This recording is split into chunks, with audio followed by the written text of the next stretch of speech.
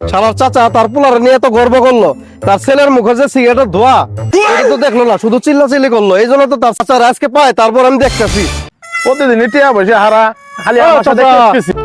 ও চাচা, চাচা দাঁড়ান। আপনার পুলার সাথে যে আপনি চিল্লাচিল্লি করলেন, আপনার পুলার মুখে কি ছিল আপনি জানেন? কিসের জন্য কথা বললেন আপনার সাথে? হ্যাঁ, আপনি গিয়ে দেখেন, চলেন যাই। আপনার ছেলের মুখে সিগারেটের ধোয়া, এই জন্য আপনার সাথে কথা বলতে পারেন নাই। আমার বলে এটা করবো, আমার তো মনে হয় না। আচ্ছা বাজান, এটা যদি সত্যি হয় আমি তোমার নামে 1 বিঘা সম্পত্তি লিখে দিই, চলো। পোলার কাছে নিয়ে আইছি, আপনার পোলা কি করে দেখেন, দেখেন বিশ্বাস না। কি রে, এগুলা কি কয় মানুষে? তুই নাকি নিয়মিত ধূমপান করস, কথা কস না কে? ওই দিনও তোরে আমি কইলাম আমার পকেট থেকে 20 টাকা নিছিলি, কোনো কথা কইলি না। কথা ক, কথা ক। আড়া তো গেছে, ওই গেছে গা। কথা কস না কে? কথা ক, হারামজাদা, কথা ক, কথা ক। হারামজাদা করছে না কি রকম হইলেন? তোর নামে 1 বিঘা সম্পত্তি আমি হের নামে লিখে দিলাম।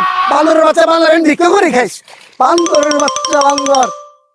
চাচা এখন কেমন হইলো? আমার কথা তো আপনি বিশ্বাস করেন না। দেন ইসিরে। জমিটা এখন আমার নামে লিখা দেন, দেন লিখা দেন। এক পেস লাগায় ভালোই হইলো, 1 বিঘা জমির মালিক হইলাম। ফাও ফাও।